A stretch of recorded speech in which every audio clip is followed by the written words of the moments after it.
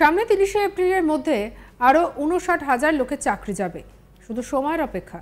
কোনো কিছু খবর হওয়ার আগেই আগাম জানিয়ে দিলেন বিজেপি বিধায়ক। তিনি প্রকাশ্যে বলছেন যে ৩০শে এপ্রিল নাকি আরও ৫৯,০০০-এর চাকরি যাবে, আর তা নিয়ে প্রশ্ন উঠে গিয়েছে। সেই সঙ্গে লোকসভার পর সব পঞ্চায়েত দখল করার হুঁশিয়ারি বিধায়কের। সভামঞ্চ থেকে বিজেপি বিধায়কের এই মন্তব্যে শোরগোল পড়ে গিয়েছে। বিজেপি বিধায়কের এই বক্তব্যে তৃণমূল ওই বিধায়কের শিক্ষাগত যোগ্যতা নিয়ে প্রশ্ন তুলে সমালোচনায় সরব হয়েছে। বাঁকুড়ার ওন্দার বিধায়ক অমরনাথ সাহা বিজেপির বিষ্ণুপুর সাংগঠনিক জেলার সভাপতি। বারে বারে তার মন্তব্য নিয়ে যেমন রাজনৈতিক বিতর্ক তৈরি হয়েছে, তেমনি প্রকাশ্যে তার একাধিকবার বক্তব্যে অস্বস্তিতে পড়েছে দল। ভোটের মুখেও তার মুখে শোনা গেল সেই বেলাগাম বক্তব্য। বুধবার সন্ধ্যায় বাঁকুড়ার ওন্দা বিধানসভার রতনপুরে বিজেপির একটি নির্বাচনী প্রচার সভায় বক্তব্য রাখতে গিয়ে অমরনাথ সাহা বলেন, আগামী ৩০শে এপ্রিল এ রাজ্যে আরও ৫৯,০০০ মানুষ চাকরি হারাবেন।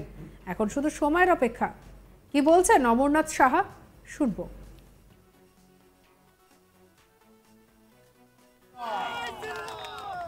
কিন্তু এই যে গত পরশুদিনের ঘটনা, ২৫,০০০ ফ্যামিলিকে এই মমতা ব্যানার্জির সরকার ভুয়া চাকরি দিয়ে টাকা নিয়ে আজকে যে তাদেরকে বরবাদ করে দিল, তাদের জন্য কি হবে? আবার এই দেখুন ৩০ তারিখ আসছে, আরো ৫৯,০০০ লোকের চাকরি যাবে সময়ের অপেক্ষা। তাহলে দেশ গড়ার কাজে এই চোর তৃণমূলকে ভোট দিবেন না বিজেপিকে ভোট দিবেন, সেটা চিন্তা ভাবনা করবেন। একই সঙ্গে তিনি বলেন, ৪ তারিখ রেজাল্ট বেরোবে, আমরা ওন্দা বিধানসভার প্রত্যেকটি পঞ্চায়েত দখল করবই করব। আরো হিম্মত নেই আমাদের আটকায়। কি বলছেন অমরনাথ শাখা, শুনবো। ২০১৯-এ শুরু হয়েছিল, আমরা আবার ২০২৪-এও যেই আমরা লোকসভার ভোট বেরোবে, ৪ তারিখে রেজাল্ট বেরোবে, আমরা ওন্দা বিধানসভায় যতগুলা তৃণমূলের চোর পঞ্চায়েতে চলছে, প্রত্যেকটা পঞ্চায়েত আমরা দখল করবই করব।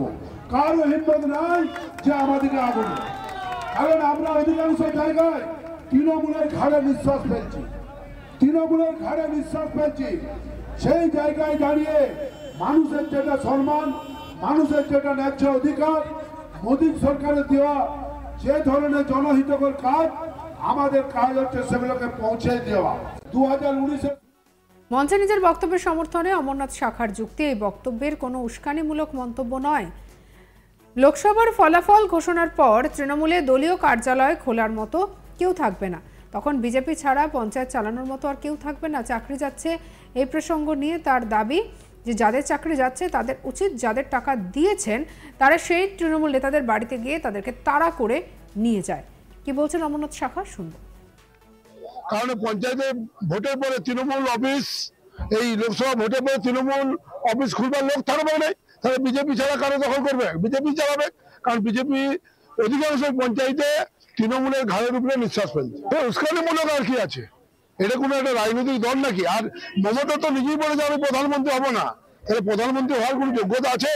এখন ২৫টা বলতে বলতে কপাল ফেটে যাচ্ছে, আর যে ৩০টা উপর দিকে উঠবে আর উল্টা দিকেও পেছনটা ফেটে যেতে পারে, আর ওই অবস্থাতে উনি আছেন। আজকে উচিত ছিল যে ২৩,০০০ ২৬,০০০ লোকের চাকরি গেছে, যে যেখানে টাকা দিয়ে হয়েছে সেই নেতাদিকে আজকে আমাদের ঘর থেকে খেতে নিয়ে যাওয়া দরকার ছিল। বুঝতে পারতো আলোড়নটা কি পড়েছে। ঠিক আছে, আজকে তো ২৬,০০০ লোকের চাকরির টাকা চুরি করেছে, তো সে চোররা কেন এখন এলাকায় ঘুরে বেড়াচ্ছে? যাদের চাকরি গেছে, যারা টাকা দিয়ে চাকরি নিয়েছে, তাদের কাছে আমাদের এই প্রশ্নটা রইল। বিধায়কের প্রকাশ্যে এহেন মন্তব্যের কড়া সমালোচনা করেছে তৃণমূল। বিষ্ণুপুরের তৃণমূল প্রার্থী সুজাতা মণ্ডলের দাবি, অমরনাথ শাখার শিক্ষাগত যোগ্যতা অত্যন্ত কম। ভোট যত এগিয়ে আসছে ততই হতাশায় ভুগে এই ধরনের মন্তব্য করে বসছেন। পঞ্চায়েত দখল করা তো অনেক দূরে থাক, বিজেপির লোকজন জায়গা খুঁজে রাখুন। ৪ঠা জুনের পর তারা কোথায় লুকোবেন? এরা চাকরি খাদক, এরা শুধু প্রতিহিংসা পরায়ণের রাজনীতি করে। এর জবাব বাংলার মানুষ দেবে এবারের ভোটে। কি বলছেন সুজাতা মণ্ডল, তৃণমূল প্রার্থী, শুনব।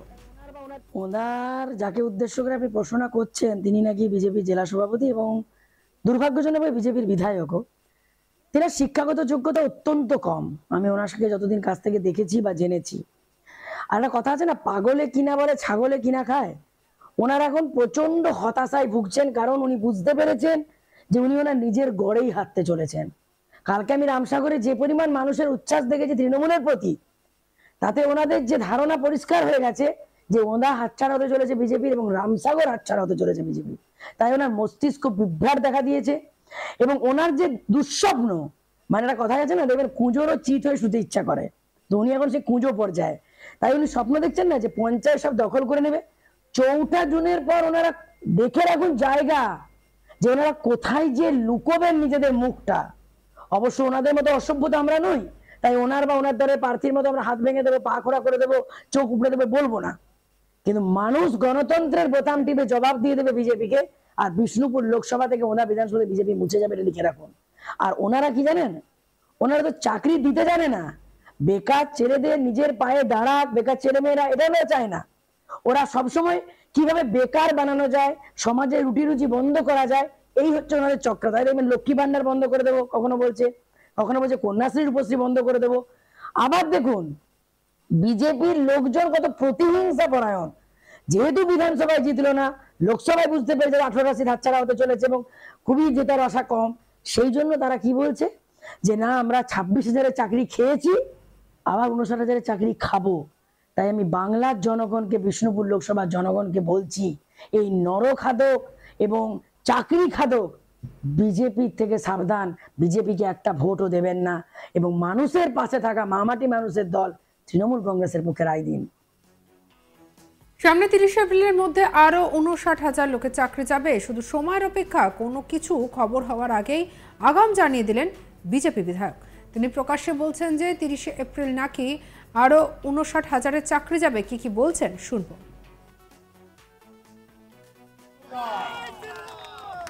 কিন্তু এই যে গত পরশুদিনের ঘটনা, 25,000 ফ্যামিলিকে এই মমতা ব্যানার্জির সরকার ভুয়া চাকরি দিয়ে টাকা নিয়ে আজকে যে তাদেরকে বরবাদ করে দিল, তাদের জন্য কি হবে? আবার এই দেখুন 30 তারিখ আসছে, আরো 59,000 লোকের চাকরি যাবে সময়ের অপেক্ষা। তাহলে দেশ গড়ার কাজে এই চোর তৃণমূলকে ভোট দিবেন না বিজেপিকে ভোট দিবেন, সেটা চিন্তা ভাবনা করবেন।